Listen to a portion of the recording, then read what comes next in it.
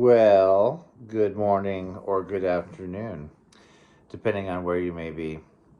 I've decided that I was going to just start posting some more content, um, regardless of whether or not there's a radical middle podcast or not. For example, this one these topics I'm going to talk about now, I don't think we covered them.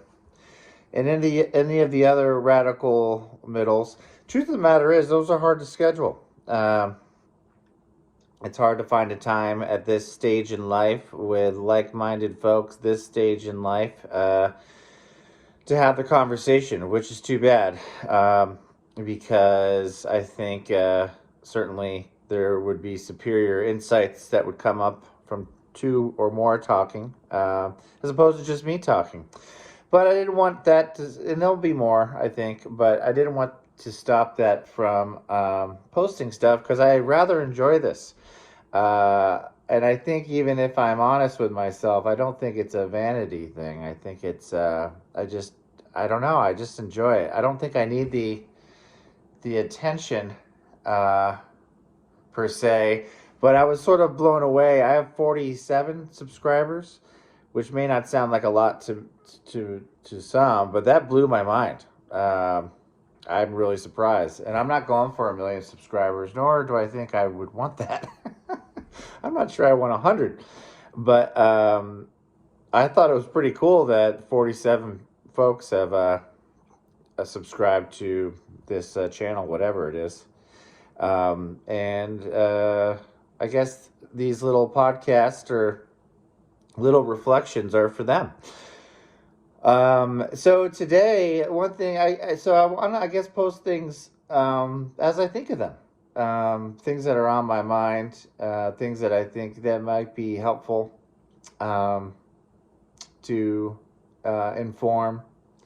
Again, and taken from my own testimony or my own journey, as I think that's the most powerful thing we have.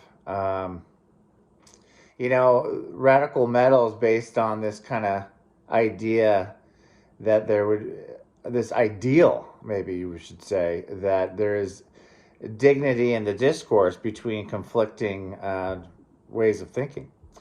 I mean, the vitriol out there, and me included. It wasn't very long ago where I was just full of rage and maybe talking down to those who didn't think like me. And I think I'm coming around there. At the end of the day, I think that stuff works itself out. And really, I just want to be a voice of maybe level-headedness. But I think you mitigate risking non-level-headedness if you stick to your own story and you stick to your own testimony. And testimony could mean different things. I think where I mean it is just, hey, this is where I'm coming from, and this is how I got there. And I think, in my mind, that's the only truth that's probably powerful or influential, because it's authentic, no matter where it's coming from, as opposed to say, hey, I think you're wrong because of this. Let me just share with where I'm coming from. So anyway, that's the spirit of these. So today I was just going to talk about pain and frustration, discomfort, and a trick that seems to be working very well with me. I'm not sure where I got it from. I think I might have come from I practice meditation and I listen to a number of thought leaders, and maybe it came from somewhere out there. But one thing that I've found very beneficial when I'm experiencing frustration or pain or discomfort of any kind, that seems to neutralize it, is when I start to feel it, I sit in it. I don't ignore it. I don't run away from it. I don't push it down into a cubby hole deep inside me to come up later. I mean, I used to maybe did all those things or drink to get over it. I'm not sure I ever did that, um, but I just I sit with it. I sit in the room with it. If it's something I'm feeling in my gut, I lower myself into that room and I look around and I witness it. Um, one just as an example, one thing I struggle with at times, and been much better with lately because of this little technique, I guess, is rumination. And mostly with things going on at work, or I'll ruminate over someone else's actions and just go down this dark path and just get angrier and angrier, more frustrated. And I'm like, this isn't healthy, and I don't think this is even accurate what I'm thinking. Um, and this really stems from me wanting to feel better. I don't feel good when I'm ruminating. I don't feel good when I'm frustrated or I'm letting my mind wander, and then I start making up stuff and imagining things that probably most of the time aren't there to make it worse. So anyway, when I start feeling that lately, I've been very good at, and this is what I want to share, is just sitting with it. I start feeling it come on. I don't know where it's coming. Maybe it's in the back of my neck. Maybe it's in my head. Maybe it's in my stomach. If I'm feeling angry or frustrated about something, I just sit with it. I'm like, oh, hey, this is it. Let's get it. Let's get immersed in it, and then let's look around. I kind of feel like I get immersed in it, and then I'm in a room with it, and then I look around that room and try to understand what's in it. And just by doing that, just by sitting with it, and it's not confronting it, it's being at peace with it or resting with it or having supper with it almost.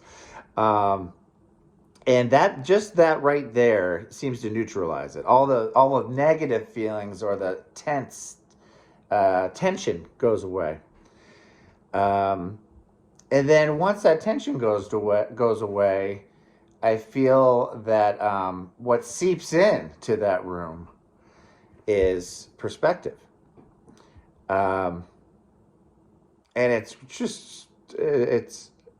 miraculous maybe, or quite fantastic, tremendous feeling of peace, I guess. Peace comparatively to what I was feeling, but just really does amazing things to neutralize it. Related to that, this definitely comes from someone I listen to quite often, a guy named Alan Watts. Um, he when he talks about discomfort, he says to dance with it. I like that too. Um, if you're feeling something, it takes some practice, I think, just to even notice when you're feeling those feelings: discomfort, pain, frustration. Um, but his guidance is then, hey, then dance with it. Just dance with it. And to me, that means sometimes it physically means like, okay, I'm thinking, I'm even grooving a little bit. Uh, and dancing, and my partner is this issue or problem, and have fun with it. Um, I think, and again, that not only neutralizes it, but it kind of takes the tension out of it. And once you take the tension out of it, it's sort of a floodgate of neutralization, but a floodgate of also perspective and problem solving. So anyway, I've been thinking a lot about that. I've been thinking about how that might be helpful for some people. So wanted to share that as it's pretty good. Where I don't want to diminish. Sometimes there's pain can mean real grief. I don't want to suggest that, hey, just dance with your grief, man. I know you'll be all better. I don't think that necessarily applies there. I think it's maybe for more trivial problems. For grief, I do think what I initially started with does apply, where I think you sit with it. You get in a room with it. I don't think you ignore it. I think you just feel it, and just notice everything you're feeling and what it does to your body, what it does to your mind. Be a witness to it. Be your own witness to it. And I think that's how you get through it. Um, it certainly, I think, has been pretty miraculous for me, to do those things. And so hopefully it's helpful to you. And I'll end with this. Um, Bible verse that always stuck with me. Um, Consider it pure joy, my brothers, whenever you face trials of many kind, because you know that the testing of your faith develops perseverance, and perseverance must finish its work so that you may be mature and complete, not lacking anything.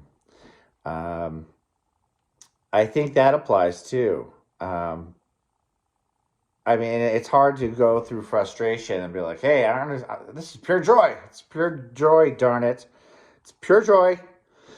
Um, I don't think I'm not saying that, but I am saying I'm getting closer to understanding what that means by sitting with my frustration, by by embracing it, by being in the room with it, um, and